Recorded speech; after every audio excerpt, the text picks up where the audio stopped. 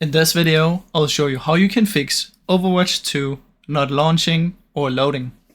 The first step is you want to come here and search for Task Manager, go to Details and sort by the name, press anywhere and press O, then you want to look for Overwatch.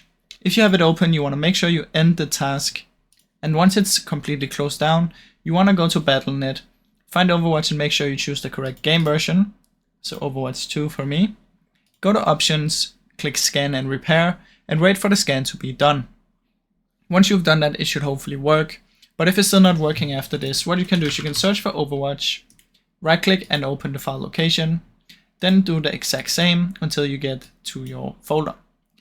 Then once you're in the Overwatch folder, what you want to do is you want to right click on the Overwatch launcher, Properties, Compatibility, activate these two, apply and OK, and then try and launch it.